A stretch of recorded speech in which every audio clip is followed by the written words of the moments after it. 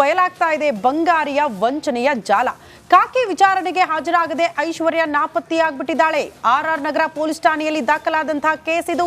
ಠಾಣೆಯಲ್ಲಿ ಕೇಸ್ ಸಂದರ್ಭ ದಾಳಿ ಕೂಡ ಮಾಡಿದ್ರು ಪೊಲೀಸರು ಹೋಗಿ. ಆನಂತರ ಮನೆ ಮೇಲೆ ದಾಳಿ ಆದಾಗ ಐಷಾರಾಮಿ ಕಾರು, ಕೆಜಿಗಟ್ಟಲೆ ಬಂಗಾರ ಅದೆಲ್ಲವೂ ಕೂಡ ಅವ್ರ ಮನೆಯಲ್ಲಿ ಪತ್ತೆಯಾಗಿತ್ತು. ಐಷಾರಾಮಿ ಕಾರು ಆಭರಣವನ್ನ ವಶಕ್ಕೆ ಪಡ್ಕೊಂಡು ಕೂಡ ಬಂದಿದ್ರು ಪೊಲೀಸರು. ವಿಚಾರಣೆಗೆ ಹಾಜರಾಗುವಂತೆ ಪೊಲೀಸರು ನೋಟಿಸ್ ಕೊಟ್ಟಿದ್ದಾರೆ. ಬಟ್ ನೋಟಿಸ್ ಪಡೆದುಕೊಂಡು ವಿಚಾರಣೆಗೆ ಹಾಜರಾಗದೆ ಐಶ್ವರ್ಯ ಪರಾರಿಯಾಗಿದ್ದಾಳೆ. ಓಕೆ, ನಾಗರಾಜ್ ಅಪ್ಪಸಂದ್ರ ಇದೀಗ ನಮ್ಮೊಂದಿಗೆ ಮತ್ತೆ ನೇರ ಸಂಪರ್ಕದಲ್ಲಿದ್ದಾರೆ. ನಾಗರಾಜ್, ಡೇ 1ಗೆ ಮತ್ತು ನಿನ್ನೆಯಿಂದ ಇವತ್ತಿಗೆ ಏನು ಬೆಳವಣಿಗೆ ಆಗಿದೆ?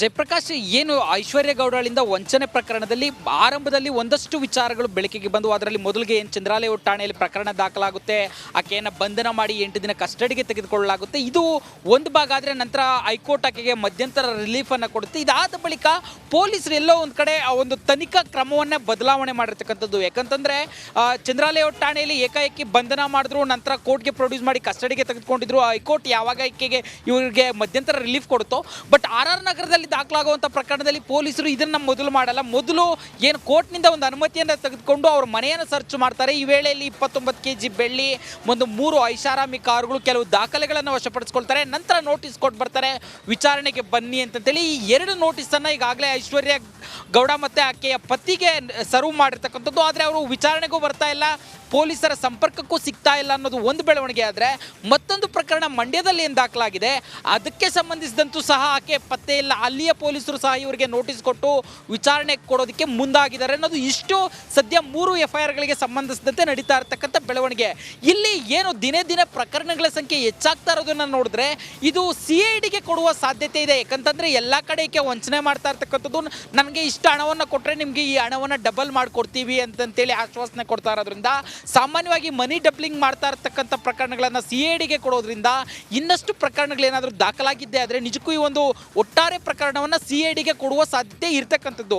ಆದರೆ ಇಲ್ಲಿರ್ತಕ್ಕಂಥ ಪ್ರಮುಖ ಸಮಸ್ಯೆ ಏನಂತಂದರೆ, ಎಲ್ಲರೂ ಪ್ರತಿಷ್ಠಿತ ವ್ಯಕ್ತಿಗಳೇ ಆಗಿರೋದ್ರಿಂದ ಮತ್ತು ಸಾಕಷ್ಟು ಏನು ರಾಜಕೀಯ ಇರ್ಬೋದು, ಗಣ್ಯ ವ್ಯಕ್ತಿಗಳಿರ್ಬೋದು ಇರೋದ್ರಿಂದ ಇದನ್ನು CIDಗೆ ಹೋಗೋದಕ್ಕೆ ಬಿಡ್ತಾರಾ ಅನ್ನೋದು ಒಂದು ಪ್ರಶ್ನೆ ಇರ್ತಕ್ಕಂಥದ್ದು. ಸದ್ಯಕ್ಕೆ 3 FIRಗಳಿಗೆ ಸಂಬಂಧಿಸಿದಂತೆ, ಯಾಕೆ ಉಳಿದ FIRಗಳಿಗೆ ಸಂಬಂಧಿಸಿದಂತೆ ಇದುವರೆಗೂ ವಿಚಾರಣೆಗೆ ಹಾಜರಾಗದೆ ತಲೆಮರೆಸ್ಕೊಂಡಿರ್ತಕ್ಕಂಥದ್ದು. ಬಯಲಾಗ್ತಾ ಇದೆ ಬಂಗಾರಿಯ ವಂಚನೆಯ ಜಾಲ. ಕಾಕಿ ವಿಚಾರಣೆಗೆ ಹಾಜರಾಗದೆ ಐಶ್ವರ್ಯ ನಾಪತ್ತೆಯಾಗ್ಬಿಟ್ಟಿದ್ದಾಳೆ. ಆರ್ಆರ್ ನಗರ ಪೊಲೀಸ್ ಠಾಣೆಯಲ್ಲಿ ದಾಖಲಾದಂತಹ ಕೇಸ್ ಇದು. ಠಾಣೆಯಲ್ಲಿ ಕೇಸ್ ಸಂದರ್ಭ ದಾಳಿ ಕೂಡ ಮಾಡಿದ್ರು ಪೊಲೀಸರು ಹೋಗಿ. ಆನಂತರ ಮನೆ ಮೇಲೆ ದಾಳಿ ಆದಾಗ ಐಷಾರಾಮಿ ಕಾರು, ಕೆಜಿಗಟ್ಟಲೆ ಬಂಗಾರ ಅದೆಲ್ಲವೂ ಕೂಡ ಅವ್ರ ಮನೆಯಲ್ಲಿ ಪತ್ತೆಯಾಗಿತ್ತು. ಐಷಾರಾಮಿ ಕಾರು ಆಭರಣವನ್ನ ವಶಕ್ಕೆ ಪಡ್ಕೊಂಡು ಕೂಡ ಬಂದಿದ್ರು ಪೊಲೀಸರು. ವಿಚಾರಣೆಗೆ ಹಾಜರಾಗುವಂತೆ ಪೊಲೀಸರು ನೋಟಿಸ್ ಕೊಟ್ಟಿದ್ದಾರೆ. ಬಟ್ ನೋಟಿಸ್ ಪಡೆದುಕೊಂಡು ವಿಚಾರಣೆಗೆ ಹಾಜರಾಗದೆ ಐಶ್ವರ್ಯ ಪರಾರಿಯಾಗಿದ್ದಾಳೆ. ಓಕೆ, ನಾಗರಾಜ್ ಅಪ್ಪಸಂದ್ರ ಇದೀಗ ನಮ್ಮೊಂದಿಗೆ ಮತ್ತೆ ನೇರ ಸಂಪರ್ಕದಲ್ಲಿದ್ದಾರೆ. ನಾಗರಾಜ್, ಡೇ 1ಗೆ ಮತ್ತು ನಿನ್ನೆಯಿಂದ ಇವತ್ತಿಗೆ ಏನು ಬೆಳವಣಿಗೆ ಆಗಿದೆ?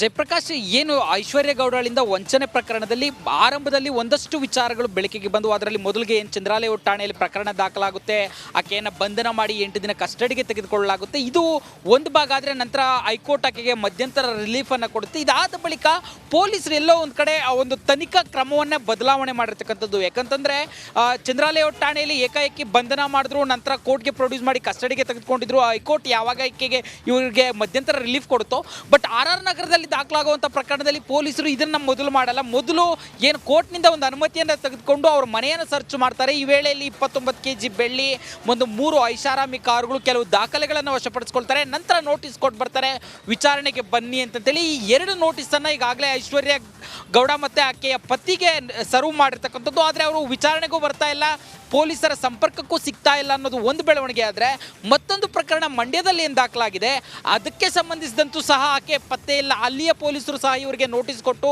ವಿಚಾರಣೆ ಕೊಡೋದಕ್ಕೆ ಮುಂದಾಗಿದ್ದಾರೆ ಅನ್ನೋದು ಇಷ್ಟು ಸದ್ಯ 3 FIRಗಳಿಗೆ ಸಂಬಂಧಿಸಿದಂತೆ ನಡೀತಾ ಇರತಕ್ಕಂಥ ಬೆಳವಣಿಗೆ.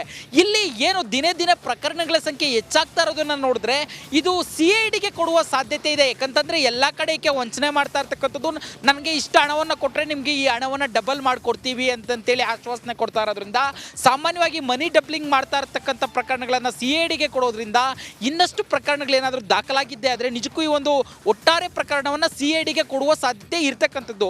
ಆದರೆ ಇಲ್ಲಿರ್ತಕ್ಕಂಥ ಪ್ರಮುಖ ಸಮಸ್ಯೆ ಏನಂತಂದ್ರೆ, ಎಲ್ಲರೂ ಪ್ರತಿಷ್ಠಿತ ವ್ಯಕ್ತಿಗಳೇ ಆಗಿರೋದ್ರಿಂದ ಮತ್ತೆ ಸಾಕಷ್ಟು ಏನು ರಾಜಕೀಯ ಇರ್ಬೋದು, ಗಣ್ಯ ವ್ಯಕ್ತಿಗಳಿರ್ಬೋದು ಇರೋದ್ರಿಂದ ಇದನ್ನ CIDಗೆ ಹೋಗೋದಕ್ಕೆ ಬಿಡ್ತಾರಾ ಅನ್ನೋದು ಒಂದು ಪ್ರಶ್ನೆ ಇರ್ತಕ್ಕಂಥದ್ದು. ಸದ್ಯಕ್ಕೆ 3 FIRಗಳಿಗೆ ಸಂಬಂಧಿಸಿದಂತೆ ಆಕೆ ಉಳಿದ FIRಗಳಿಗೆ ಸಂಬಂಧಿಸಿದಂತೆ ಇದುವರೆಗೂ ವಿಚಾರಣೆಗೆ ಹಾಜರಾಗದೆ ತಲೆಮರೆಸ್ಕೊಂಡಿರ್ತಕ್ಕಂಥದ್ದು. ಜಯಪ್ರಕಾಶ್, ಬಯಲಾಗ್ತಾ ಇದೆ ಬಂಗಾರಿಯ ವಂಚನೆಯ ಜಾಲ. ಕಾಕಿ ವಿಚಾರಣೆಗೆ ಹಾಜರಾಗದೆ ಐಶ್ವರ್ಯ ನಾಪತ್ತೆಯಾಗ್ಬಿಟ್ಟಿದ್ದಾಳೆ. RR ನಗರ ಪೊಲೀಸ್ ಠಾಣೆಯಲ್ಲಿ ದಾಖಲಾದಂತಹ ಕೇಸ್ ಇದು. ಠಾಣೆಯಲ್ಲಿ ಕೇಸ್ ಸಂದರ್ಭ ದಾಳಿ ಕೂಡ ಮಾಡಿದ್ರು ಪೊಲೀಸರು ಹೋಗಿ. ಆ ನಂತರ ಮನೆ ಮೇಲೆ ದಾಳಿ ಆದಾಗ ಐಷಾರಾಮಿ ಕಾರು, ಕೆಜಿಗಟ್ಟಲೆ ಬಂಗಾರ ಅದೆಲ್ಲವೂ ಕೂಡ ಅವ್ರ ಮನೇಲಿ ಪತ್ತೆಯಾಗಿತ್ತು. ಐಷಾರಾಮಿ ಕಾರು ಆಭರಣವನ್ನ ವಶಕ್ಕೆ ಪಡ್ಕೊಂಡು ಕೂಡ ಬಂದಿದ್ರು ಪೊಲೀಸರು. ವಿಚಾರಣೆಗೆ ಹಾಜರಾಗುವಂತೆ ಪೊಲೀಸರು ನೋಟಿಸ್ ಕೊಟ್ಟಿದ್ದಾರೆ. ಬಟ್ ನೋಟಿಸ್ ಪಡೆದುಕೊಂಡು ವಿಚಾರಣೆಗೆ ಹಾಜರಾಗದೆ ಐಶ್ವರ್ಯ ಪರಾರಿಯಾಗಿದ್ದಾಳೆ. ಓಕೆ, ನಾಗರಾಜ್ ಅಪ್ಪಸಂದ್ರ ಇದೀಗ ನಮ್ಮೊಂದಿಗೆ ಮತ್ತೆ ನೇರ ಸಂಪರ್ಕದಲ್ಲಿದ್ದಾರೆ. ನಾಗರಾಜ್, ಡೇ 1ಗೆ ಮತ್ತು ನಿನ್ನೆಯಿಂದ ಇವತ್ತಿಗೆ ಏನು ಬೆಳವಣಿಗೆ ಆಗಿದೆ?